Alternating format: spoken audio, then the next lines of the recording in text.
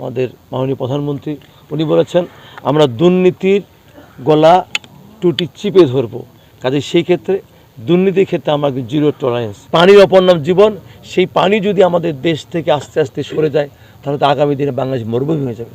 আমি একটা বিষয় আপনাকে অবগত করতে চাই।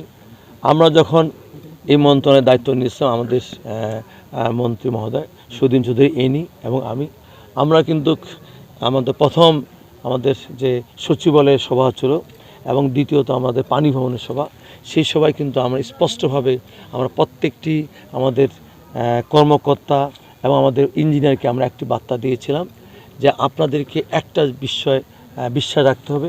আমাদের প্রিয় আমাদের মাননীয় প্রধানমন্ত্রী উনি বলেছেন আমরা দুর্নীতির গলা টুটি চিপে ধরব।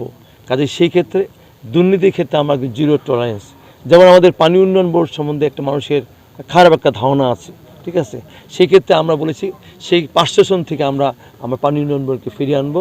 এক্সট্রিম মশার কয়েল প্ল্যান্ট ফাইবার দিয়ে তৈরি, তাই সহজে ভাঙে না, সুগন্ধিযুক্ত ও নিরবিচ্ছিন্নভাবে জ্বলে। ডেঙ্গু, চিকুনগুনিয়া বাহি সহ যে কোনো মশার বিরুদ্ধে দেয় এক্সট্রিম সুরক্ষা। আমাকে অনেকেই প্রশ্ন করে যে পানি উন্নয়ন বোর্ডের বিশেষ করে আমাদের যে টেন্ডারগুলো হয়, যে নদী খনন হয়, খাল খনন হয়, জলাশয় খনন হয়, সেই সময় দেখা যায় বর্ষার সময় সেই বিশেষ করে নদী খাল জলাশয় খননের ক্ষেত্রে 6 থেকে 7 মাস, সেটা ফেব্রুয়ারি থেকে এপ্রিল অথবা মে পর্যন্ত, এর মধ্য দিয়ে আমরা কাজ সম্পন্ন করব। বর্ষাকালে আমাদের জরুরি কোনো বিষয় ছাড়া আমরা কোথাও কোনো জায়গায় আমরা কোথাও এই নদী খনন বা খাল খননে বা জলাশয় খননে আমরা কোথাও কোনো ব্লকে ফেলি না। কাজেই আমি বিশ্বাস করি আমাদের যে মন্ত্রণালয়, সেই মন্ত্রণালয়ে এই যে আমাদের যে পরিকল্পনা নিয়েছি সেই পরিকল্পনা আমরা বাস্তবায়ন করব। শুধু বাস্তবায়ন করে না, পরবর্তীতে যেন যারা আবার সরকার আসবেন তারা যেন সুবাতাস পায়, এটার জন্য এই কাজগুলো তার জন্য বাস্তবায়ন করার জন্য আমরা সুদূর প্রসারী কর্মপরিকল্পনা হাতে নিয়েছি। পর্যায়ক্রমে আপনারা সেগুলো দৃশ্যমান দেখতে পাবেন। যেমন ঢাকা সুবর্ণ খালে আমরা গিয়েছিলাম, সেটা প্রায় 3,500 কোটি টাকার প্রজেক্ট। সেখানে সেনাবাহিনী আমাদের সেই প্রজেক্টটা বাস্তবায়নের কাজ করছেন। জনগণকে আমরা যখন জিজ্ঞাসা করেছিলাম আপনারা চান না এই যে আমাদের যে এই প্রজেক্টটা বাস্তবায়নের জন্য, সেইখানে কিন্তু এক বাক্যে সর্বসাধারণ কিন্তু এক বাক্যে আমাদের এখানে সম্মতি দিয়েছেন যে আপনারা এইখানে আপনার প্রজেক্টটা বাস্তবায়ন করেন। যত রকম আমাদের এই নদীকে ভরাট করে কেউ হয়তো জমি দখল করে আছেন, কেউ হয়তো ঘরবাড়ি করেছেন, কেউ হয়তো ফ্যাক্টরি ইন্ডাস্ট্রি করেছেন, তারা বলছে আপনারা উদ্যোগ নেন, আমরা এখানে জনগণ আপনাদের সঙ্গে থাকবো। পানির অপর নাম জীবন। সেই পানি যদি আমাদের দেশ থেকে আস্তে আস্তে সরে যায় তাহলে তো আগামী দিনে বাংলাদেশ মরুভূমি হয়ে যাবে।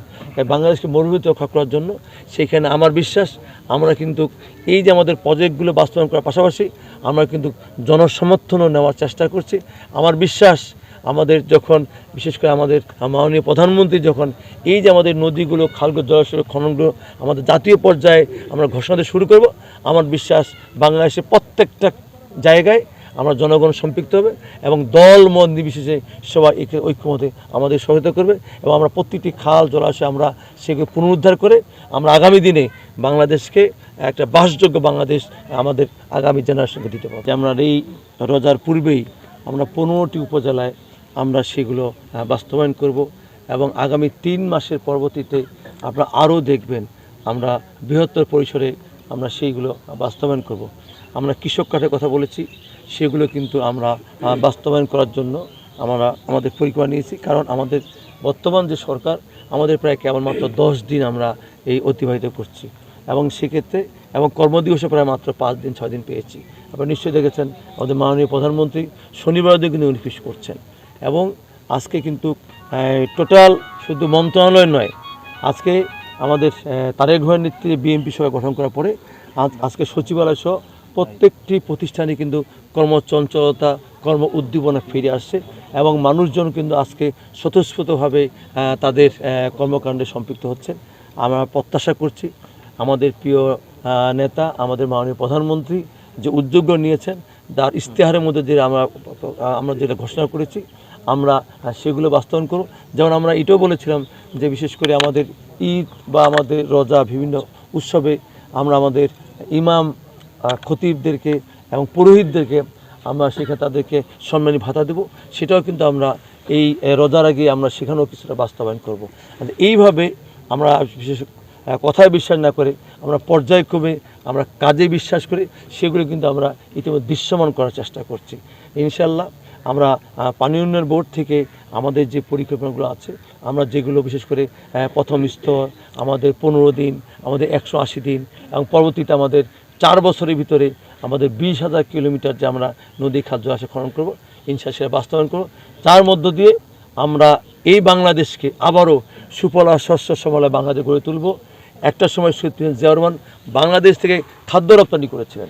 আমার বিশ্বাস ইনশাআল্লাহ তারেক রহমানের নেতৃত্বে আমরা সেই খাদ্য আবার বিদেশে রপ্তানি করতে পারবো এবং বাংলাদেশ আমরা খাদ্যের স্বয়ংসম্পূর্ণ হব।